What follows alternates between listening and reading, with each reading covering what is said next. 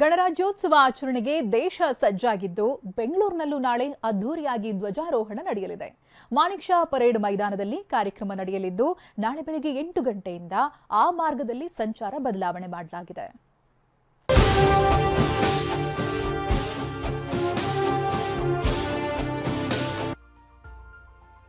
ಎಪ್ಪತ್ತೇಳನೇ ಗಣರಾಜ್ಯೋತ್ಸವಕ್ಕೆ ದೇಶ ಸಜ್ಜು.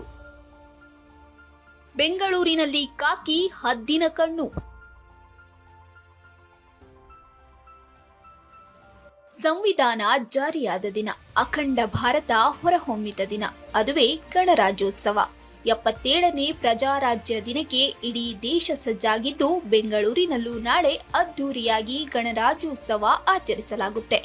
ಇದಕ್ಕಾಗಿ ಬೆಂಗಳೂರಿನ ಮಾಣಿಕ್ ಷಾ ಪರೇಡ್ ಮೈದಾನದಲ್ಲಿ ಸಕಲ ರೀತಿಯಲ್ಲಿ ಸಿದ್ಧಗೊಂಡಿದೆ.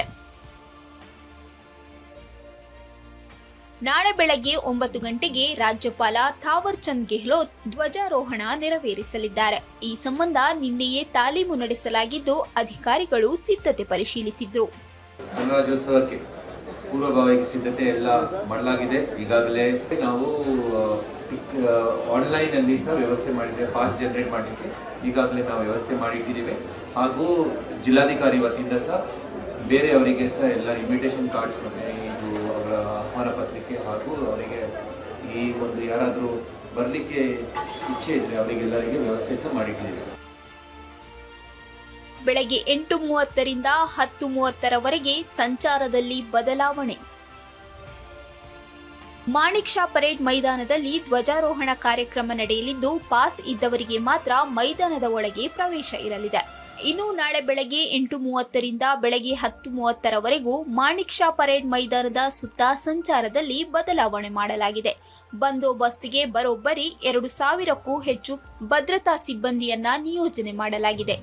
ಪೊಲೀಸ್ ಇಲಾಖೆ ವತಿಯಿಂದ ನಾವು ವಿಸ್ತೃತ ಒಂದು ಸೆಕ್ಯೂರಿಟಿ ಮೆಜರ್ಸ್ ಮಾಡಿದ್ದೀವಿ. ಅದರಲ್ಲಿ ಲಾ ಆರ್ಡರ್ ಮತ್ತು ಟ್ರಾಫಿಕ್ ಡಿಟೇಲ್ ಪ್ಲಾನಿಂಗ್ ನಾವು ಮಾಡಿದ್ದೀವಿ. ಮೆಟಲ್ ಡಿಟೆಕ್ಟರ್ಸ್ ಇದ್ದಾರೆ ಮತ್ತು ಎಲ್ಲ ಬಾಡಿ ಚೆಕಿಂಗ್ ಆಗುತ್ತೆ. ಸೊ ಲೇಟ್ ಆಗುತ್ತೆ. ಸೊ ನಮ್ಮದು ರಿಕ್ವೆಸ್ಟ್ ಇದೆ, ಬೈ 8 ಗಂಟೆಗೆ ಎಲ್ಲರೂ ಬಂದು ತಮ್ಮ ಜಾಗದಲ್ಲಿದ್ದರೆ ಕೂತಿದ್ರೆ ಬೆಳಗ್ಗೆ.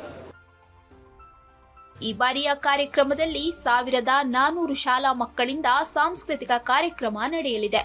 1100 ಮಂದಿಯಿಂದ ನಡೆಯೋ ಕವಾಯತಿನಲ್ಲಿ ತಮಿಳುನಾಡು ಪೊಲೀಸರು ಸಹ ಭಾಗಿಯಾಗುತ್ತಿರುವುದು ವಿಶೇಷವಾಗಿದೆ. ನಟರಾಜ್, TV9 ಬೆಂಗಳೂರು. ಕೋಗಿಲು ಲೇಔಟ್ನಲ್ಲಿ ಅಕ್ರಮವಾಗಿ ಮನೆ ನಿರ್ಮಿಸಿಕೊಂಡಿದ್ದವರಿಗೆ ಮತ್ತೊಂದು ಬಿಗ್ ಶಾಕ್ ಸಿಕ್ಕಿದೆ. ಇನ್ನೇನು ಬೇರೆಡೆ ಮನೆ ಸಿಕ್ತು ಅಂತ ನಿರಾಳ ಆಗಿದ್ದವರಿಗೆ ಮತ್ತೊಮ್ಮೆ ಆಘಾತವಾಗಿದೆ. 26 ಜನರಿಗೆ ಮನೆ ಸಿಗೋದೇ ಅನುಮಾನವಾಗಿದೆ.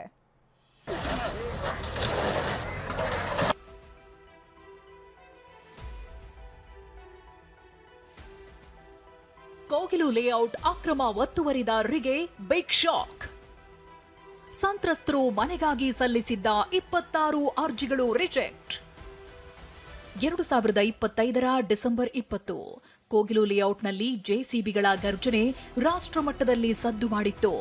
ಕೇರಳ ನಾಯಕರ ಮಧ್ಯಪ್ರವೇಶದಿಂದ ಸರ್ಕಾರ ಮನೆ ಕಳಕೊಂಡವರಿಗೆ ಬೇರೆಡೆ ಮನೆ ನೀಡೋದಾಗಿ ಘೋಷಿಸಿತ್ತು. ಈ ಪೈಕಿ ಮೊದಲ ಹಂತದಲ್ಲಿ 26 ಜನರಿಗೆ ಹಕ್ಕುಪತ್ರ ನೀಡಲು ಮುಂದಾಗಿದ್ರು. ಆದರೆ ಈ 26 ಜನರು ಡೆಮಾಲಿಷ್ ಆದ ಜಾಗದಲ್ಲಿ 5 ವರ್ಷ ವಾಸವಾಗಿಲ್ವಂತೆ. ಹೀಗಾಗಿ 26 ನಿವಾಸಿಗಳಿಗೂ ಮನೆ ನೀಡೋದು ಡೌಟು ಎನ್ನಲಾಗ್ತಿದೆ. ಆದರೆ ನಿವಾಸಿಗಳು ಮಾತ್ರ ಮನೆ ನೀಡದೆ ನಾವು ಇಲ್ಲಿಂದ ತೆರಳಲ್ಲ ಅಂತ ಪಟ್ಟು ಹಿಡಿದಿದ್ದಾರೆ. 5 ವರ್ಷ ಸರ್, ಇಲ್ಲಿ 18 ವರ್ಷ ನಾವೇ ಬಂದು 15 ವರ್ಷ ಆಯ್ತು. 30 ವರ್ಷದಿಂದಾನು ಇದ್ದಾರೆ ಇಲ್ಲಿ. ಆಧಾರ್ ಕಾರ್ಡ್ ಸರ್, ಅದು ಏನಾಗೈತು ಏನೋ ನಮಗೂ ಅರ್ಥ ಆಗ್ತಾ ಇಲ್ಲ. ಅವರೇ ಏನೋ ದೊಡ್ಡ ಮನಸ್ಸು ಮಾಡಿಕೊಂಡು ಸರ್ಕಾರ ಬಂದು ಏನೋ ಮಾಡಿದ್ರೆ ನಾವು ಇಲ್ಲಿಂದ ಹೋಗ್ತೀವಿ, ಇಲ್ಲಾಂದ್ರೆ ಇಲ್ಲೇ ಇರ್ತೀವಿ. ಕೋಗಿಲು ಲೇಔಟ್ನಲ್ಲಿ ಅರ್ಜಿ ಸಲ್ಲಿಸಿದ್ದ 167 ನಿವಾಸಿಗಳ ಪೈಕಿ 26 ನಿವಾಸಿಗಳಿಗೆ ಮನೆ ಸಿಗಲಿದೆ ಎನ್ನಲಾಗ್ತಿತ್ತು. ಎಲ್ಲ ದಾಖಲೆ ಪಡೆದಿದ್ರು.